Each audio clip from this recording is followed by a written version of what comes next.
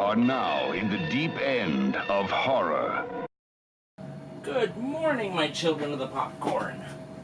This is a quick video for Sean Blue Digital's contest, and if you haven't subscribed to Sean Blue Digital, you should, and I'll include the link below. He wanted to know what we were watching for our 31 Days of Halloween. So first I thought I'd start with what I watched at Splatterflix, but they had a huge slate of films, and I got to catch nine of the films in 2 days. The first of the films I don't own, but I can point to it. It's Curtains. Curtains was the first film. The Stuff, which is a great Larry Cohen film. Halloween 3, Season of the Witch. Leviathan. Return of the Living Dead on the big screen. That was one I was really looking forward to. I enjoyed all of them. Pieces I ended up catching twice, oddly enough. Just the timing worked out on it. Student Bodies, which is one I've had in my collection forever and have never watched because I thought the preview looked stupid, and it is stupid, but it was still fun. Got to see Creepers on the big screen, except that I got to see Phenomena. Creepers is the cut American version, cut butchered American version. 20 some odd minutes are missing out of it. Phenomena was great up on the big screen, and Lucio Fulci's House by the Cemetery.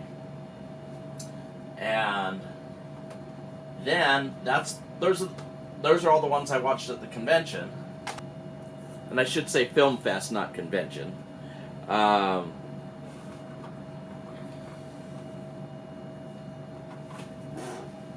Then the ones I've watched at home.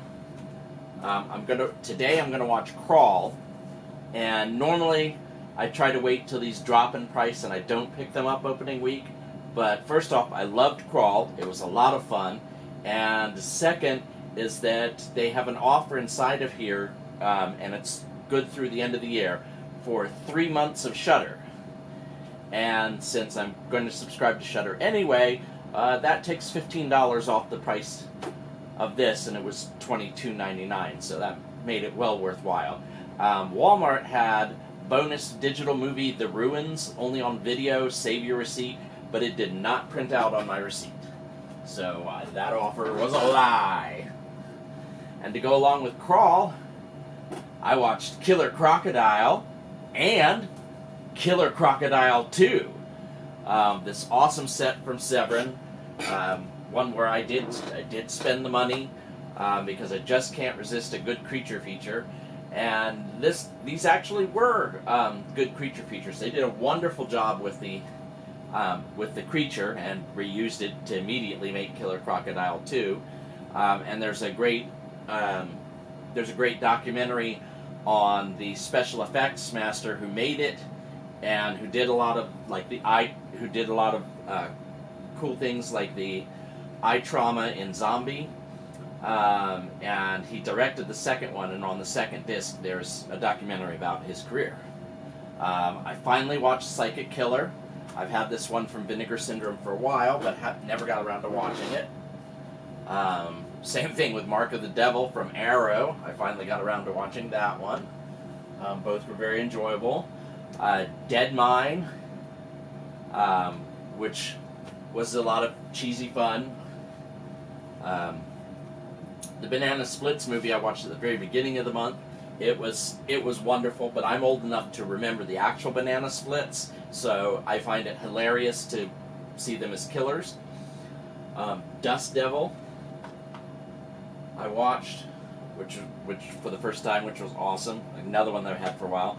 And because I have to have all the Killer Croc movies, I watched Dark Age, which is an Australian one featuring John Jarratt as the hero, long before he became the villain in Wolf Creek. And that's what I watched. Whoops.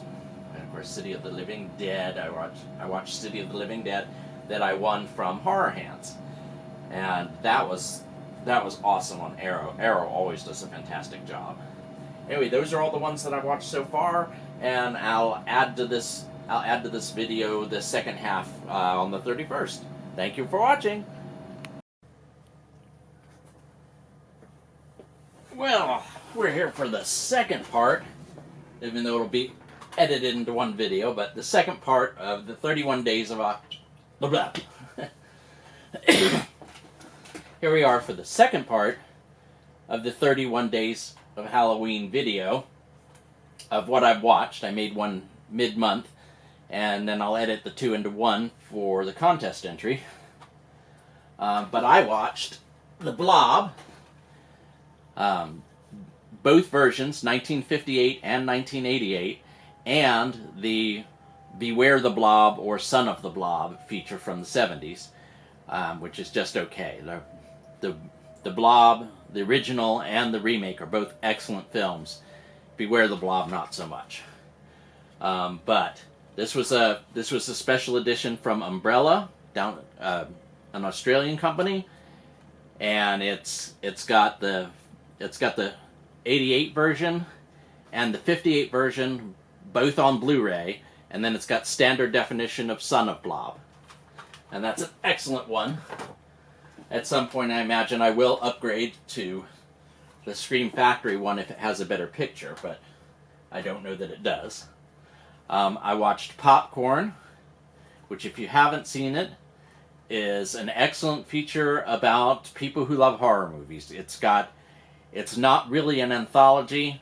They're putting on a horror-thon in a theater, and so you get 3 different movies, but it's not an anthology. They show you portions, like if you've seen Matinee, it's like that, where they show you 3 different movies, The Stench, Mosquito, and The Electrified Man.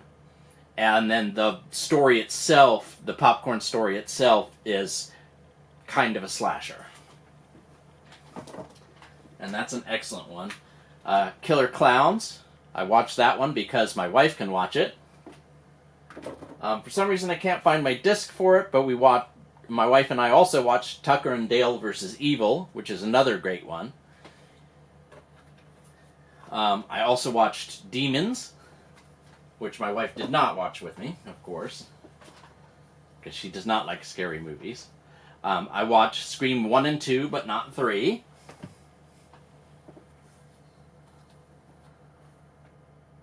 And I'm going to see next week the original Halloween at our local movie theater, and the original Nightmare on Elm Street at our local movie theater. Those will be fantastic. And I'm also going next week to see the advanced screening of Dr. Sleep, which I'll report back to you guys about. And while I'm there, I will catch Zombieland 2, which most of you have probably already seen by now, but I haven't. And that finishes off my 31 days of horror for October. Thank you, and good luck to everyone in the contest. Click like, subscribe, or even comment below, because I want to hear what you think.